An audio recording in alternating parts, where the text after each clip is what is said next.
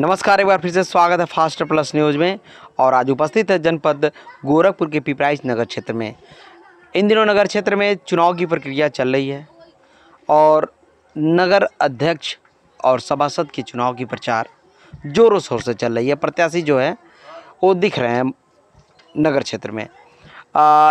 क्षेत्र में। पिपराइच नगर क्षेत्र में सभासद के प्रत्याशी आज हमारे साथ मौजूद हैं, हरिवंश राव जी। आइए हम इनसे बात करते हैं और जानते हैं किस मुद्दों के साथ इनकी तैयारी चल रही है और अपने नगर क्षेत्र में जिस वार्ड में ये पार्षद यानी कि चुनाव लड़ रहे हैं सभासद की, उसमें क्या विकास करने वाले हैं। बहुत बहुत स्वागत है। कैसे हैं?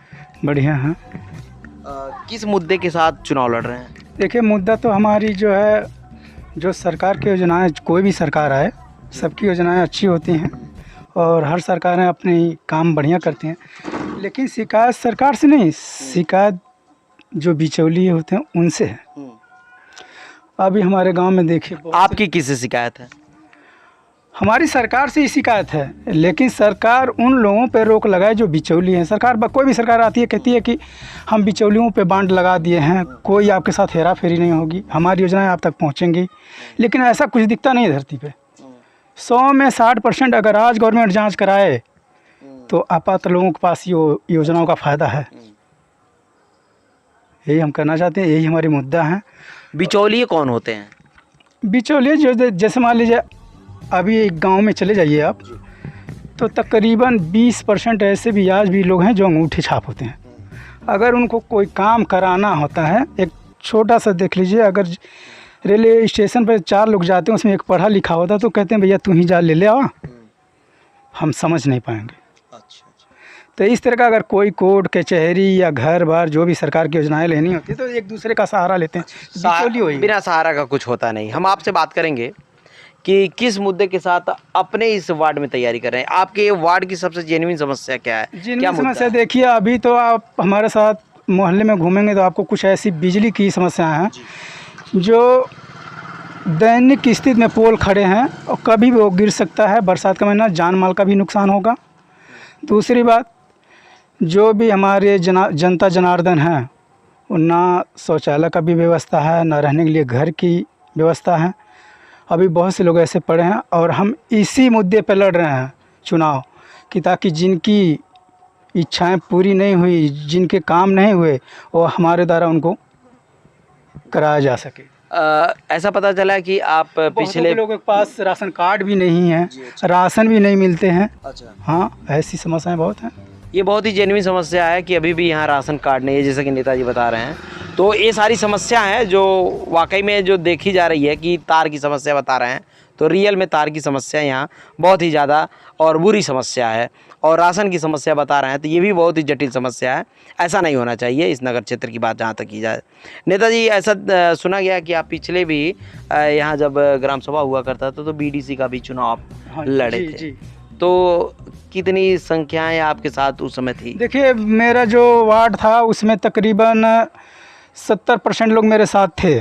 70%, लेकिन 70% रहने का मतलब देखिए, जैसे हम मजदूर दलित किस्म के लोग हैं। जी।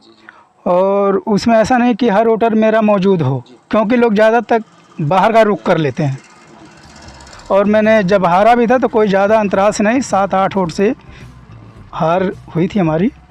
और यही हमारी जो जीत है कि मैंने बहुत बड़ा अंतराल से नहीं, बहुत छोटे अंतराल से मैंने हारा था। और वही मेरे अंदर जो है जोश है कि इस बारी जनता हमें उल्लासों में रखना चाहती है। क्या लगता है कि पहले से जनता आपके साथ जुड़ रही है? बिल्कुल 101% जनता मेरे साथ है, इसमें कोई शक नहीं है। हम आपसे बात करेंगे नेताजी, चुनाव के समय जटिल समस्या क्या देखने को मिलती है जब चुनाव आप लोग लड़ते हैं?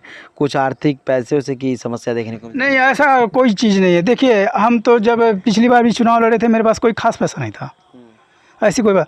हाँ, सबसे बड़ी बात होती है व्यवस्था और दूसरी बात व्यवहार। कुछ चुनाव ऐसे होते हैं, कहते हैं ना लोग कि हर चीज़ एक आधार पर ही नहीं होता, ठीक ना। कुछ अपनी भी बनाई बातें होती हैं कि जो पब्लिक आपके साथ रहेगी। ये हमें लगता है कि अनुसूचित जाति के लोग यहाँ इस टोले पे ज़्यादातर निवास करते हैं। 100% जो भी लोग। अच्छा, ये कौन सा टोला है? ये मुडेरी गढ़वा है, वार्ड नंबर 1। अब नया वार्ड नंबर 1 है, सुभाष चंद्र बोस नगर में पड़ता है। ये पहले नगर क्षेत्र में नहीं था क्या? पहले नगर क्षेत्र में ये नहीं था, ग्राम सभा मुडेरी गढ़वा में, हाँ इस बार शामिल किया गया। चूँकि ये देखा जा रहा है कि हाँ, एक तरह से अनुसूचित बिरादरियों का ये टोला है। हम आपसे जानना चाहेंगे कि यहाँ देखा जाए, चूँकि नगर क्षेत्र की बात की जाए तो नगर क्षेत्र में बहुत बड़ी समस्या है कि पानी पीने योग्य पानी नहीं मिलता है, और उन्हें पानी पीने खरीदने माने पानी पीने के लिए प्रत्येक दिन 20 रुपये की बोतल खरीद के पीनी पड़ती है। लेकिन ये तो नगर क्षेत्र की समस्या है और नगर क्षेत्र में ये भी है, लेकिन अनुसूचित जाति के यहाँ लोग ज़्यादा निवास करते हैं इस टोले पे। तो क्या इस टोले पे कोई पेय यानी कि पेयजल की व्यवस्था है? नहीं, एटीएम पे नहीं, ऐसा कुछ नहीं है, ऐसा कुछ नहीं है। और आप सर्वे भी कर सकते हैं, देख भी सकते हैं, ऐसा कुछ नहीं है। जबकि एक होना चाहिए कि ये एक अनुसूचित जाति के लोग यहाँ निवास करते हैं और एक टोला है, तो यहाँ अगर पानी पीने की व्यवस्था अगर होनी चाहिए, ये जेन्युइन है। अब मैं आपसे जानना चाहूँगा नेताजी कि आप होंगे तो क्या व्यवस्था करने वाले हैं? जैसे आपने सवाल किया जी, तो मैं इन सभी सवालों के आधार पर गवर्नमेंट से, जो हमारे नगर पंचायत के अध्यक्ष होंगे, उनसे मैं आग्रह करूँगा कि मेरे मोहल्ले में ये सारी चीज़ें, सारी व्यवस्थाएँ उपलब्ध हों। अगर यहाँ की जनता अगर आपको सभासद चुनती है तो क्या आप विकास करने वाले हैं? पहली बात तो सड़कें, दूसरी बात लाइट, तीसरी बात पानी, उसके बाद घर घर शौचालय हो।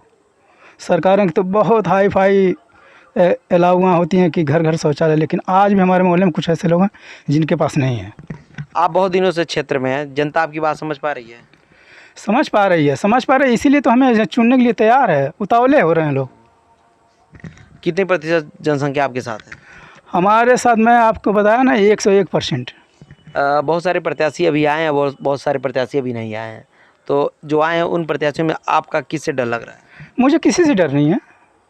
कौन प्रत्याशी लग रहा है कि मेरे टक्कर में है, मुझे हरा सकता है? अभी ऐसा तो कुछ भी अनुभव नहीं लगाया जा सकता, क्योंकि वो तो समय जब आता है तब पता लगता है कि हाँ ये कैसे हैं, हम कैसे हैं। 4 लोग और आएंगे उसमें। हमारे चैनल के माध्यम से अपने क्षेत्र की जनता से क्या निवेदन करना चाहेंगे?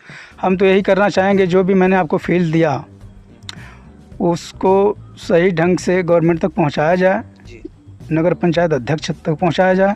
जो हमारे मोहल्ले में आज दयनीय स्थिति में पोल खड़े हैं, बिजली के तार गिरे हुए हैं, उनका तत्काल प्रभाव से सही कराया जाए। और उस अभी कल मैं नगर पंचायत अध्यक्ष के पास भी गया था, उन्होंने कहा कि आप ईओ के पास जाइए।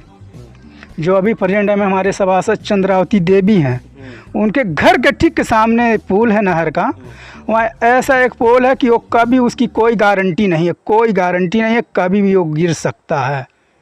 और जान माल का एकदम 99 नहीं 101% का खतरा है वहाँ पे। लेकिन उन्होंने बताया जो ये थे कि 15 दिन का अभी हमारे पास समय लगेगा, क्योंकि हमने पोल के लिए ऑर्डर कर दिया, पोल आएगा तुरंत लग जाएगा। ये बहुत ही बड़ी समस्या है और बहुत ही जटिल समस्या है। जैसे कि नेताजी बता रहे हैं कि जो इस समय के वर्तमान के सभासद हैं, उनके घर के आवास के जस्ट बगल में ही ये जटिल समस्या है कि पोल जो है झुका हुआ है, जो कभी भी गिर सकता है, और 100% बता रहे हैं घटना होने की आशंका जताई जा रही है। ये बहुत ही बड़ी लापरवाही है। ईओ साहब इस पर गौर करें, ध्यान दें, और जो भी इस टोले की समस्या है उसको निवारण किया जाए। चूँकि आए दिन तार यानी कि विद्युत जितना ही प्यारा होता है उतना ही खतरनाक होता है। विद्युत किसी का अपना प्यारा नहीं होता है, किसी का अपना दुश्मन नहीं होता है।